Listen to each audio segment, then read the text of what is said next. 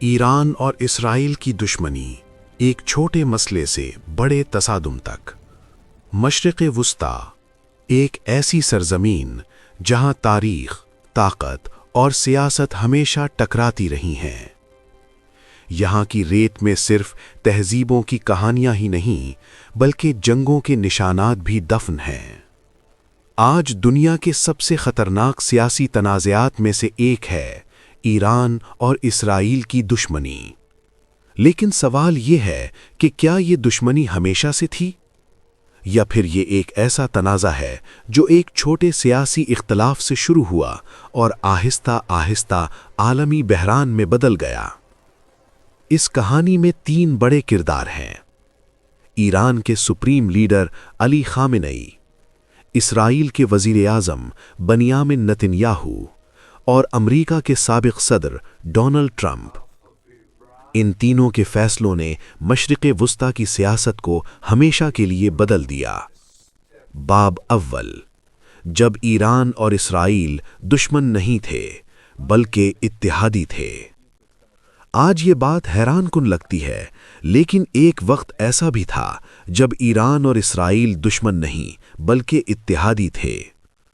1948 میں جب اسرائیل قائم ہوا تو خطے کے کئی ممالک نے اسے تسلیم نہیں کیا، لیکن ایران ان چند ممالک میں شامل تھا جنہوں نے اسرائیل کے ساتھ تعلقات قائم کیے۔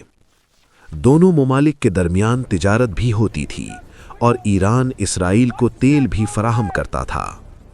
لیکن پھر تاریخ نے اچانک ایک بڑا موڑ لیا۔ باب دوم، ایرانی انقلاب۔ 1979 میں ایران میں ایک ایسا انقلاب آیا جس نے پورے خطے کی سیاست بدل دی۔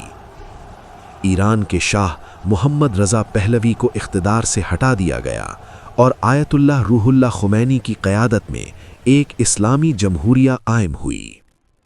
یہ نیا ایران پہلے ایران سے بالکل مختلف تھا۔ نئی حکومت نے اعلان کیا کہ اسرائیل ایک ناجائز ریاست ہے اور اسے تسلیم نہیں کیا جائے گا۔ اسی لمحے سے ایران اور اسرائیل کے تعلقات دوستی سے دشمنی میں بدل گئے۔ باب سوم، طاقت کا نیا توازن۔ وقت گزرتا گیا اور ایران نے مشرق وسطیٰ میں اپنی طاقت بڑھانا شروع کر دی۔ لبنان میں حزب اللہ، فلسطین میں حماس اور شام میں مختلف اتحادی گروپس، یہ سب ایران کے اثر و رسوخ کا حصہ بننے لگے۔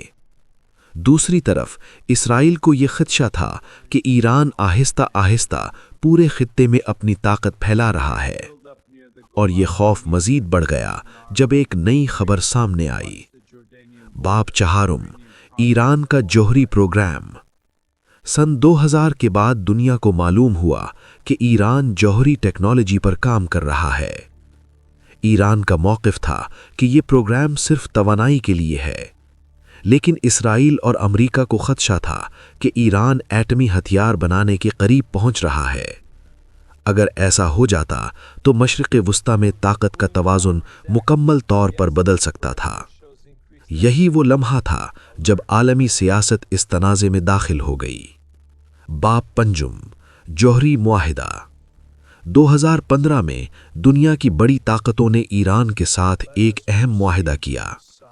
اس معاہدے کے تحت ایران اپنے جوہری پروگرام کو محدود کرے گا اور بدلے میں اس پر لگائی گئی پابندیاں کم کر دی جائیں گی۔ کچھ عرصے تک ایسا لگا جیسے حالات بہتر ہو رہے ہیں، لیکن پھر ایک ایسا فیصلہ ہوا جس نے سب کچھ بدل دیا۔ باب ششم، ٹرمپ کا فیصلہ۔ 2018 میں امریکہ کے صدر ڈونلڈ ٹرمپ نے اچانک اعلان کر دیا کہ امریکہ اس معاہدے سے نکل رہا ہے۔ ساتھ ہی ایران پر سخت معاشی پابندیاں لگا دی گئیں۔ ایران نے اسے عالمی دھوکہ قرار دیا، اور یوں خطے میں کشیدگی ایک بار پھر بڑھنے لگی۔ باب ہفتم، خفیہ جنگ۔ ایران اور اسرائیل کے درمیان براہ راست جنگ تو نہیں ہوئی، لیکن ایک خفیہ جنگ شروع ہو گئی۔ کبھی سائبر حملے، کبھی ڈرون حملے اور کبھی اہم سائنسدانوں کی پراسرار ہلاکتیں۔ یہ ایک ایسی جنگ تھی جو خاموشی سے لڑی جا رہی تھی۔ لیکن ہر گزرتے سال کے ساتھ یہ تنازع مزید خطرناک ہوتا جا رہا تھا۔ باب ہشتم، کشیدگی کا دھماکہ۔ وقت کے ساتھ ساتھ حالات اس مقام تک پہنچ گئے جہاں دونوں طاقتیں براہ راست ٹکراؤ کے قریب تھیں۔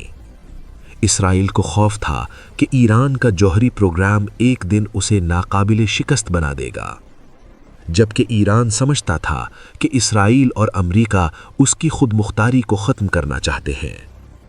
یہ صرف دو ممالک کی دشمنی نہیں رہی تھی، بلکہ پورے مشرق وسطیٰ کا مستقبل اس تنازع سے جڑ چکا تھا۔ اختتام۔